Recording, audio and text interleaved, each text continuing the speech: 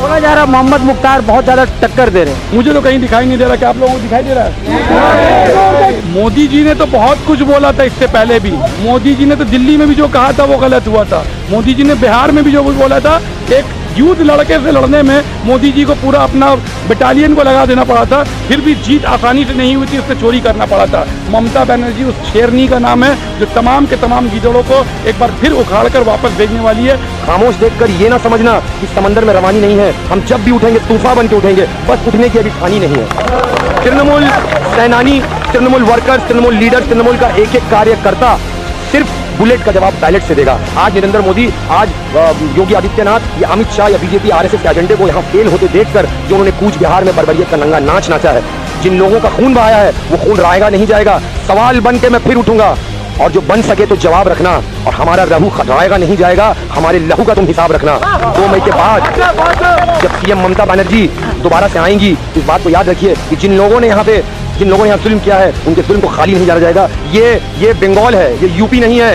यहाँ दंगाइयों को और उद्धर्वियों को सराहाया नहीं जाता, बल्कि सलाखों के पीछे भेज दिया जाता है, और सलाखों के पीछे ही उनकी जगह है।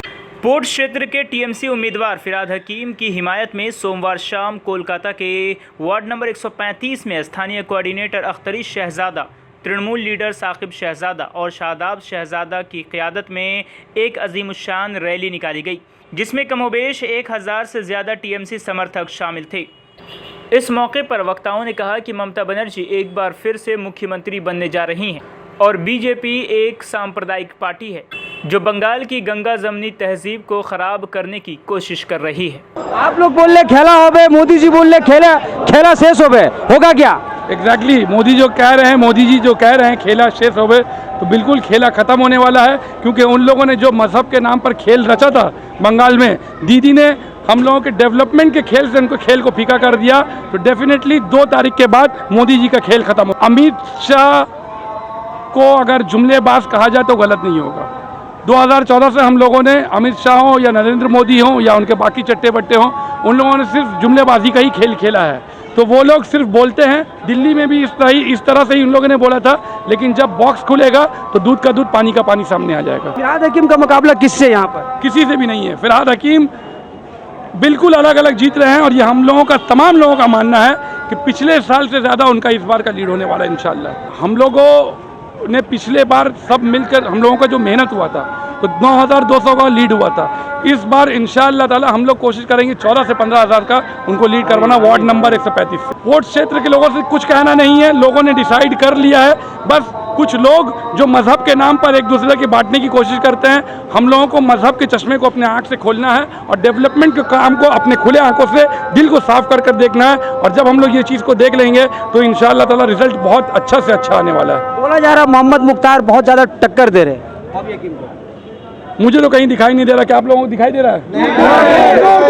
कोई भी नहीं है। बॉबी दा ने जो काम किया है पिछले 10 सालों में, उनका डेवलपमेंट का काम बोलता है। अगर हम लोग उनका काम को ही सिर्फ देखेंगे तो बॉबी दा को आने की ज़रूरत नहीं है। कोई भी उनके टक्कर में कहीं भी खड़ा नहीं हो सकता, बिल्कुल भी नहीं हो रहा है, बिल्कुल भी नहीं। मुस्लिम वोटर्स जो हैं आज के डेट में बहुत समझदार हैं, और जिस तरह से आपने बंगाल के दूसरे क्षेत्रों में मुसलमानों को वोट करते देखा है, उस तरह से यहाँ के भी वोटर्स ने अभी से डिसाइड कर लिया है। और आप देखिएगा आने वाले दिनों में वोट परसेंटेज और ज़्यादा बढ़ेगा और मुस्लिम वोट कहीं भी डिवाइड नहीं होगा, क्योंकि मुसलमानों को यकीन है ममता बनर्जी के ऊपर, मुसलमानों को यकीन है फिरहाद हकीम के काम के ऊपर। इसलिए जो भी वोट जाएगा वो फिरहाद हकीम और ममता बनर्जी की ही तरफ में जाएगा। सेंट्रल फोर्स जिस तरह से पिछले 10 तारीख को जो काम किया है, 5 बेकसूरों की जिसमें जान गई है, हम लोगों का ये मानना है कि हम लोगों का अगर कोई सरपरस्त है तो ममता बनर्जी, अगर नीचे और ऊपर है अल्लाह। हम तमाम लोग एक साथ होकर निकलेंगे। सेंट्रल फोर्स जो भी करेगी उसके जुल्म का सामना करेंगे, लेकिन तृणमूल कांग्रेस को इंशाअल्लाह हारने नहीं देंगे। मोदी जी ने तो बहुत कुछ बोला था इससे पहले भी।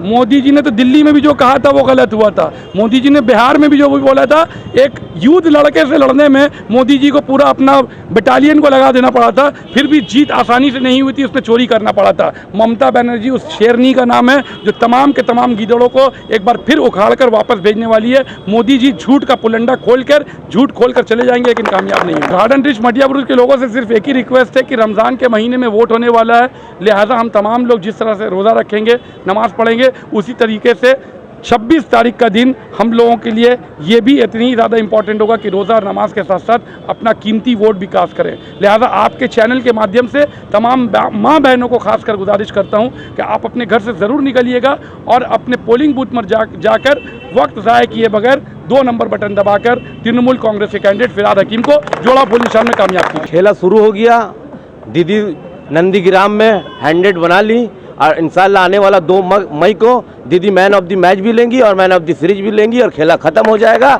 और जो कौवा गुजरात से आया है मोर बनकर, बंगाल पश्चिम बंगाल का ये नीति है, यहाँ बहुत जादू चलता है और जब दीदी का जादू चलेगा तो वो जो है कौवा फिर वापस गुजरात काएं करते चला जाएगा। कितने सीट मिलेगा बीजेपी को, क्या लगता है आप लोग को? बीजेपी को 3 से 13 हो जाएगा तो बहुत आफत जोत देगा। बंगाल के लोग यहाँ पर उसको वोट नहीं देंगे, वो हिंदू हो या मुसलमान हो, फरका परस्ती और फसाद को यहाँ कोई जगह नहीं है। दीदी को गुस्सा नहीं आ रहा है। दीदी जो है ब्राह्मण की लड़की है, वो जो है भगवान राम को उनसे ज़्यादा मानती है मोदी जी से। मोदी जी सिर्फ बगल में छुरी रखते हैं और मुंह से कहते हैं जय श्री राम, क्योंकि लोगों का खून करते हैं वो। बंगाल में तो फायदा नहीं होगा और यही नारा जो है बंगाल से का जरिया जो है बिहार को भी गिरा देगा और मोदी जी से आने वाला वक्त में दिल्ली भी छुड़वा देगा। रोमियो स्टूडियो यहाँ इसलिए नहीं बनेगा कि पहले उनको यहाँ आके प्यार करना होगा, योगी जी को पहले यहाँ प्यार करना होगा। जब प्यार करेंगे तब दीदी हम लोग को यहाँ रोमियो स्टूडियो बनाने उनको देगी, नहीं तो नहीं देगी। हमारे कोलकाता पोर्ट के 2 बार हो चुके एमएलए, उनके हिमायत में ये रैली इस बात को साबित करती है कि यकीनन बॉबी हकीम कोलकाता पोर्ट कॉन्स्टिट्यूंसी से जीत चुके हैं। ये रैली सिर्फ वार्ड नंबर 135 का रैली है, पर इस रैली का जोश, इस रैली में लोगों का कॉन्फिडेंस, इस रैली में लोगों के यकीन को आप देखकर दो राय नहीं है कि बॉबी हकीम ऑलरेडी यहाँ के एमएलए चुने जा चुके हैं और यहाँ लोगों के ज़ुबान पर एक ही बात है, एक ही नारा है कि तरक्की पे हमें यकीन, वोट फॉर फिरहाद हकीम। भाई लंदन में रहा हूँ 12.5-13 साल और साल में तकरीबन 2 बार, कभी कभी 3 बार भी मुझे इंडिया आना होता था।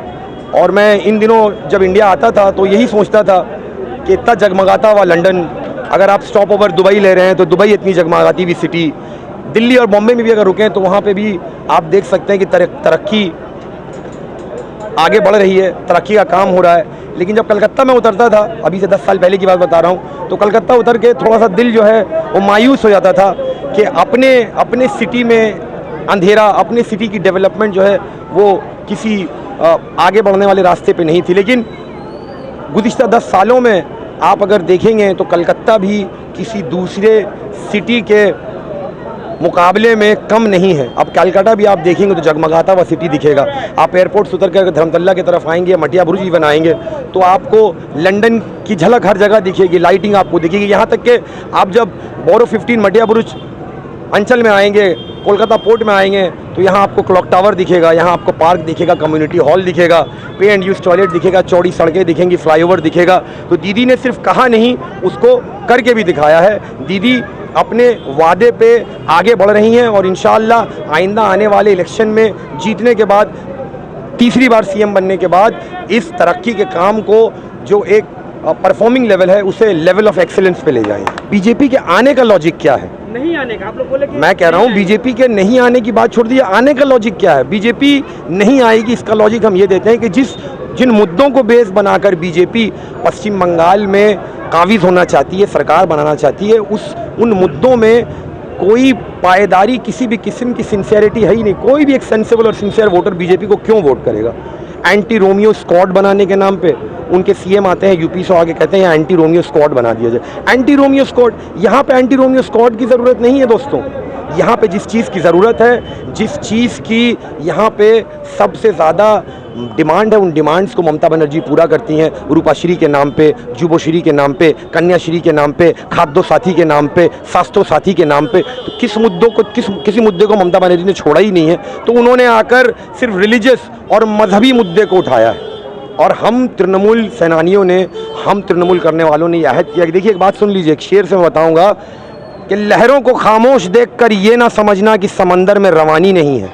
लहरों को खामोश देखकर ये ना समझना कि समंदर में रवानी नहीं है। हम जब भी उठेंगे तूफान बन के उठेंगे, बस उठने की अभी ठानी नहीं है। तृणमूल सेनानी तृणमूल वर्कर्स, तृणमूल लीडर्स, तृणमूल का एक एक कार्यकर्ता सिर्फ बुलेट का जवाब बैलेट से देगा। आज नरेंद्र मोदी, आज योगी आदित्यनाथ, या अमित शाह या बीजेपी आरएसएस के एजेंडे को यहाँ फेल होते देखकर जो उन्होंने कूच बिहार में बर्बरियत का नंगा नाच नाचा है, जिन लोगों का खून बहाया है, वो खून रायगा नहीं जाएगा। सवाल बन के मैं फिर उठूंगा, और जो बन सके तो जवाब रखना, और हमारा लहू रायगा नहीं जाएगा, हमारे लहू का तुम हिसाब रखना। 2 मई के बाद जब सीएम ममता बनर्जी दोबारा से आएंगी तो इस बात को याद रखिए कि जिन लोगों ने यहाँ जुल्म किया है, उनके जुल्म को खाली नहीं जाना जाएगा। ये बंगाल है, ये यूपी नहीं है। यहाँ दंगाइयों को और उद्धर्वियों को सराहाया नहीं जाता, बल्कि सलाखों के पीछे भेज दिया जाता है, और सलाखों के पीछे ही उनकी जगह है। इस बात को तय कर लीजिए और लिख लीजिए इस बात। अरे अमित शाह जी तो बहुत सारी बातें करते हैं, दावे के साथ कहा। अरे भाई उनके दावे कहाँ पूरे, खोखले दावे। कहीं पे भी उन्होंने सरकार मैंडेट को, डेमोक्रेसी को मानते हुए मनाया, ये बताइए। पौंडीचेरी आप देख लीजिए, अभी जो कांग्रेस की हुकूमत उन्होंने गिराई राजस्थान में, वहाँ पे देख लीजिए।